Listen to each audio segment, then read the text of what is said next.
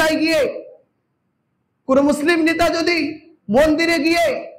তাদেরকে ধন্যবাদ দেয় যে আপনাদেরকে ধন্যবাদ এখানে সবাইকে উপস্থিত হওয়ার জন্য, তাহলে এইভাবে যারা আল্লাহ তাআলার অবাধ্যতা করার জন্য, আল্লাহ তাআলার সঙ্গে শিরক করবার জন্য প্রতিমা স্থাপন করেছে, মূর্তি বানিয়ে তারা পূজা করবে, এই পূজাতে গিয়া আমি যদি তাদেরকে ধন্যবাদ দেই, তাহলে এটা কেমন হলো? কেউ যদি জিনা করতে চায়, কেউ যদি মদ পান করতে চায়, তাকে যদি বলে যে তোমাকে ধন্যবাদ মদ পান করার জন্য, তোমাকে জিনা করার জন্য ধন্যবাদ, তার ঈমান থাকবে?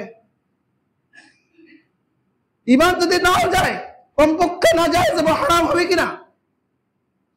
তো এটা যেরকম হারাম এবং নাজায়েজ, ঠিক যে কোনো ওসিলায়, যে কোনো উপায়ে কোনো গির্জায় মন্দিরে গিয়ে কোনো বিধর্মীকে কেউ যদি এইভাবে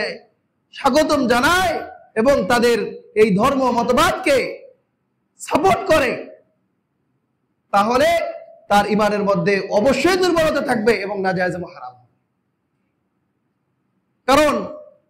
আমাদের মানদণ্ড আল্লাহ তাআলা স্থির করে দিয়েছেন সূরা কাফিরুনের মধ্যে,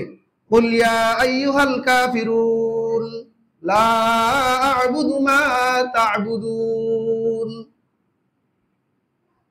যে তোমাদের ধর্ম তোমাদের কাছে, লাকুম দীনুকুম ওয়ালিয়া দীন, যে এখানে এই আয়াতকে পুঁজি করে ধর্মনিরপেক্ষতাবাদ বলে, সমাজবাদ বলে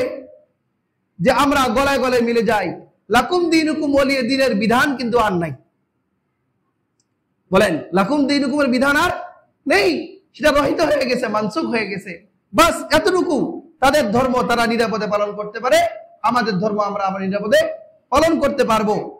কিন্তু কোন মুসলিম গিয়ে সেখানে স্বাগতম জানাতে পারে, তাদের অনুষ্ঠানে গিয়ে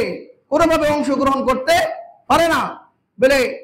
আমার এটা রাষ্ট্রীয় কর্তব্য দায়িত্ব হিসেবে আমি যাইতেছি। যে রাষ্ট্রীয় কর্তব্য দায়িত্ব হিসেবে তাদের মাজলিসে গিয়ে